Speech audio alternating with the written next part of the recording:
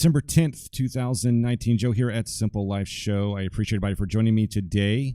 Don't forget to like, subscribe, share, do all the good social media stuff because that keeps the rational voices alive in the social media sphere. And it also gives us, a way to actually shine a light and give a different opinion on different things that are happening in the mass media that you might not hear anywhere else. Today we're going to be talking about it's going to be kind of a short video. We're going to be talking about the word of the year. Recently just came out today, and the word of the year is they, the pronoun they, which is not really surprising since, the whole, non-gender binary, non-conformity, gender identity type of thing that's been going on the last few years, and in fact, probably a lot further back in the past as well. It's just more or less getting the more attention right now in the mass media than it probably did years ago. So is there anything to this, the word of the year? I think this really isn't that important. I think it's just something, it's a way to gauge what people are really interested in, what's being shared, what's being said in social media, as well as everything else. And it kind of puts the year into perspective, and that really doesn't give me too much hope for a society when we are just using pronouns now as a word that can put and summarize an entire year. And I don't think that's really what it's intended to do, but it's called Word of the Year for a reason. So I was kind of curious, so I had to go to the American Dialect Society through Wikipedia. And since 1991, they have actually designated one or more words to be the Word of the Year in the United States. So we go back to 1990, and we'll kind of read a few of these. Bush lips. This stemmed from the President George W. Bush, Read My Lips. Mother of All, 1991. Moving forward, 1997, Millennium Bug. Of course, 1999, Y2K. That's kind of obvious. Let me see. 2001, obviously, 9/11. So a lot of this stuff, weapons of mass destruction, obviously in 2002, because we really didn't find any. So going forward to 2007, we see subprime, which is kind of indicating what was going to be happening in 2008, which was bailout. 2009, tweet. Obviously, Twitter became, a big thing in 2009. It's only grown massively since then. 2010, app, which is an abbreviated. We all know what an app is. I don't need to explain that, but applications became a huge thing, obviously, at that time. 2011, the Occupy movement. So we had Occupy. A lot of these things, if you really kind of look at this, a lot of these words are kind of they kind of symbolize what was really going on during that time or that year. So we fast forward to 2016, right? This is where everything just kind of falls apart, right? In 2016, dumpster fire. Right, that was 2016. 2017, fake news. Of course, that was probably coined by Donald Trump, as we all know. He called the mass media, anyone that was asking him questions he didn't like and stuff like that, called them fake news. Now, we can say that that's completely unnecessary to do that, but at the same time, when you have a lot of mass media out there is just simply making up news, then that's really what it's called. It's called fake news for a reason, because it's not real and it's on the news channel. So by definition, it's fake news. I think that has kind of taken on a kind of life of its own, and we could go through the pros and cons of that, but that's not really what this is about. 2018 was Tender Age Shelter, which is kind of bizarre. It's kind of a bizarre choice, but during 2018, everyone was really into the plight of the illegal immigrants and their issues in the detainment facilities and stuff like that. There was a lot of fake news that was going on with that. Of course, there was a lot of real news too. I'm not saying that I agree or disagree with any of that. That's something for another topic. However, we don't really hear too much about the problems and the plight of the illegal immigrants in a lot of these facilities anymore. We just don't hear about it anymore, right? Most of everything is concerned about the impeachment of Trump and nothing else, absolutely nothing else. And it's really bizarre that there's so much news going on out there. There's so many topics that really need to be discussed in the mainstream media that is completely just laid by the wayside simply because of this whole impeachment thing. Of course, you could say that 2019, you could guess that it would be like impeachment, right? Impeachment would be the word of the year.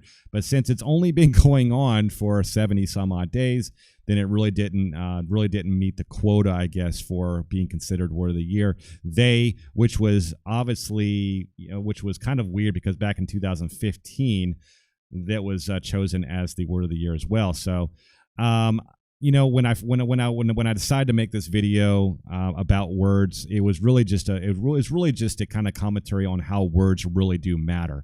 If you look at, even in the past 20 years, most words are politically motivated. They're not really about, and there's some app, tweet, and stuff like that, hashtag. But a lot of it, the vast majority of it's either sexually related, or it's something to do with social justice warriors, or it's something to do with political motivations and stuff in the news. And I get that. The fact of the matter, more people now are watching the news. They're really stuck to it as far as either watching their favorite biased news channels, whether it be Fox, CNN, MSNBC, take your pick. Those are the big three. But there's a lot more people engaged politically right now. And while I think that is a good thing, I think that with the advent of a lot of these overabundance of hyperbolic type of news stories, where the newscasters and those behind the scenes of let's say like a CNN or something like that, just because they were just recently outed as kind of being a little bit, not even a little bit, hugely biased against the president. But this is something that we're seeing a lot more of. People are like I said, more people are becoming more divided because they're being more engaged in the media right now, and we are seeing we're seeing a lot of this in the words of the year because most of them are politically politically natured and stuff like that. So the word of the year, they and stuff. Yeah, I get that. I think it's, you just using a pronoun is I think it's kind of half-assing it, but apparently that's just what everyone wants to talk about right now. If you ask me personally, about the whole they type thing, I think that anybody can refer to, if you want to refer to yourself however you want to refer to yourself, that is on you. That's your right. That is your right as an American citizen or whatever country you're from. But when you start making a mandate and a law that someone has to call you by a certain pronoun, that is where I draw the line. And that is where you start infringing, or a group starts infringing on my right to speak freely. If I have to worry about being arrested, or if I have to worry about being punished in any way, or being doxxed, or being erased from social media because I use the wrong pronoun, that is a problem. That is a huge problem that no one wants to talk about. I know there's a lot of people out there that are talking about it, but they're scared to talk about it.